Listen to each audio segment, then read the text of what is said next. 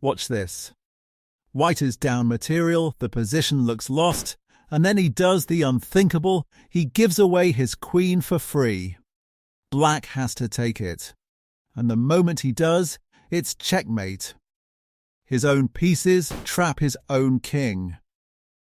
This is the Smothered Mate, the most beautiful finish in chess, and almost nobody ever gets to play it. By the end of this video, you'll know exactly how it works, along with every other checkmate pattern, ranked from the dead simple one beginners miss every single day, all the way up to this. So watch closely, because somewhere on this list is the pattern that wins you your next game. Here's the thing about checkmate. Most players think it's about luck, or about having more pieces. It isn't. Every checkmate that has ever happened is one of a small handful of repeating shapes, patterns that show up again and again in millions of games. Once your eyes learn these shapes, you stop hunting blindly for a win and you start seeing mate 2, 3, 4 moves before it lands. A 400 and a 2000 aren't calculating differently. The 2000 just recognizes the picture faster. So we're going to climb the entire ladder, from the easiest pattern on earth to a finish so rare most grandmasters play it once in a lifetime. Let's start at the bottom. Number 1. The back rank mate. 400 elo. This is the first real checkmate every player needs to know, and ironically it's the one that keeps catching people for their entire chess lives. You castle, your king sits safely behind 3 pawns, and you forget all about it. Then a rook or a queen slides down to your back rank, and that wall of pawns you trusted becomes a prison. The king has nowhere to run. The one concept here is simple: your back rank is a weakness, not a fortress. Give your king a little air, push 1 pawn to make an escape square, and you'll never lose to this again. Miss it, and you'll lose to it forever. Number 2. Scholar's Mate. 500 elo. The 4-move checkmate every kid learns and every kid tries on you. The idea is pure aggression. Bring the queen and bishop out early, both aiming at 1 square, f7. That f7 pawn is the weakest point in black's whole position, because only the king defends it. Queen takes f7, supported by the bishop, and it's mate before the game even started.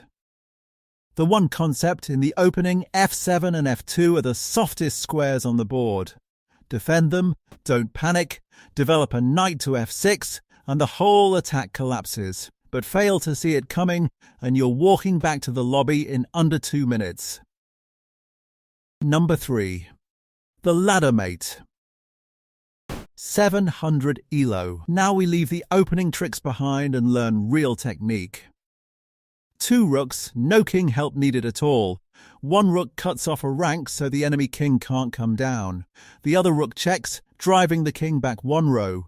Then the first rook jumps ahead and checks again. Step by step, rung by rung, you walk the king to the edge of the board like climbing a ladder, and on the final rung. There's no escape. The one concept: rooks are at their strongest working as a team. Learn this and you'll convert 1,000 winning endgames you use to draw. Number 4. The Hook Mate. 1,000 elo. This is where the patterns start getting sneaky. The Hook Mate is a little cage built from 3 pieces: a rook giving check, a knight protecting that rook, and a pawn protecting the knight, all hooked together. The enemy king is boxed in by one of its own pieces, and every escape square is covered. It looks like a tangle, but it's a fortress of attack. The one concept: a checkmate doesn't need to be flashy, it needs every escape square covered and the checking piece defended. Master that idea, and half of these patterns suddenly make sense. Quick gut check. If you've gotten everything so far, you're already past where most casual players ever go. But the next ones are where it stops being technique and starts being art. Number 5. The Arabian Mate. 1,300 elo. one of the oldest checkmates in the history of the game, over 1,000 years old. The knight and the rook work as a perfect pair in the corner. The king is stuck on h8. The rook delivers mate on the 7th rank, right next to the king, and the knight sits on f6, guarding the rook and, covering the one escape square the king was praying for. Nothing else needed. 2 pieces, total checkmate. Here's your first challenge. Pause the video right now. White has a rook and a knight near the black king in the corner. Can you find the mate in one? Take 3 seconds, ready? The rook swings to h7, the knight already covers g8, and the king is trapped. That's the Arabian, and if you found it, you're thinking like a club player. Number 6. Anastasia's Mate. 1,500 elo. A gorgeous knight and rook pattern, and a personal favourite of attacking players everywhere. The knight lands on e7. From there it controls g8 and g6, quietly cutting off the king's escape across the board. Then the rook comes crashing to the h-file, and the king, pinned to the edge by its own pawn, simply has no square. The one concept before you check, take away the flight squares first. Anastasia works because the knight does the quiet work before the rook does the loud work. Number 7. Damiano's Mate. 1,700 elo. Now we add sacrifice. Damiano's Mate uses a pawn that has bravely marched up to the 6th rank next to the enemy king, and a queen that uses that pawn as a launch pad.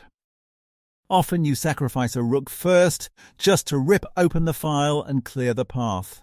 Then the queen swings in beside the king, protected by that little pawn, and it's over. The one concept, a single advanced pawn next to the enemy king, is worth more than a rook sitting at home. Attackers understand this, defenders learn it the hard way. Number 8. Boden's Mate. 1,900 elo. This one is pure beauty. 2 bishops, fired across the board on crossing diagonals, catch a king that castled queenside thinking it was safe. One bishop covers the escape on one diagonal, the second bishop delivers mate on the other, and the king's own rook and pawns block every other square. When you see it land, it looks impossible, like the bishops appeared out of nowhere. The one concept, 2 bishops on open, crossing diagonals are a mating net, not just 2 pieces. Trade one away too early and you'll never even see this. Everything above this point a dedicated player can learn in a weekend. Everything below it separates the strong from the truly dangerous. 3 patterns left. Number 9. The Greek Gift. 2,100 elo. The most famous sacrifice in all of chess. Your opponent castles kingside feeling cozy. You take their h7 pawn with your bishop, just give it away. Bishop takes h7, check, the king grabs it, because what else would he do? And now the storm arrives. Knight to g5 with check, the queen swings to h5, and a mating attack crashes down on a king that's suddenly all alone. The one concept, a bishop on h7 is not a piece you lost, it's the key that unlocks the king. Second challenge, pause here. White's bishop is staring at h7, the knight is ready to jump, the queen is home. Can you see the first move of the attack? It's bishop takes h7, check, the sacrifice comes first. If that felt natural to you, you're playing at a level most people never reach. Number 10. Legal's Mate. 2,300 elo. Named after an 18th century French master, and it's a trap so elegant it still catches strong players today. The setup looks like a blunder, you let your opponent pin your knight to your queen, and then you just ignore it. You move the knight anyway, offering your queen. If they're greedy and take the queen, your minor pieces swarm in for a forced checkmate. The one concept, the most dangerous move on the board, is the one that looks like a mistake but isn't. Legal's mate is a queen's sacrifice disguised as a beginner's error. Number 11. The Opera Mate. 2,500 ELO. This one is history. Paul Morphy, the greatest player of his era, played it in an opera house in Paris in 1858, in between acts, against two noblemen. The finish is immortal. He sacrifices his queen to drag a defender out of the way, and then a single rook slides down to deliver mate on the back rank, the king boxed in by his own pieces. Chess players have studied this exact mate for over 160 years. The one concept, deflection. Remove the one piece that's defending, and the mate that looked impossible becomes forced. And now, the final one, the level almost no human ever reaches in a real game. Number 12. Philidor's legacy, the Smothered Mate. 2,800 ELO. This is the one from the very start of the video, and it is the most beautiful idea in all of chess. The enemy king is tucked in the corner, surrounded by its own pieces. You check with the knight, the king has one square, you check again, forcing it back into the corner. And then, the impossible move. You give up your queen. Queen to g8, check, a full queen, just hand it over. The rook is forced to capture it, because it has no choice, and that single capture seals the king's last escape with his own rook. Knight to f7. Checkmate. The king is smothered by the very army that was supposed to protect it. Most grandmasters go an entire career without landing this in a serious game. If you ever pull it off, even once, you'll remember it for the rest of your life. So one last challenge, the hardest one. Pause the video. The black king is in the corner, the knight just checked, the queen is ready. Can you find the queen's sacrifice that forces mate? It's queen to g8. Give up the queen, force the rook to take, knight to f7, smothered mate. If you saw that, genuinely you're seeing the board the way a master does. So there it is, every checkmate pattern, ranked from the back rank mate a beginner forgets, all the way up to Philidor's smothered legacy.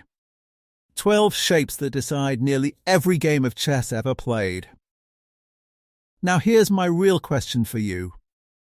How far did you get before you stopped recognizing them? Be honest, drop the number in the comments and tell me which pattern you're going to win your next game with. If this leveled up the way you see the board, subscribe, because every single video on this channel is built to push you one rank higher. Now go find a mate.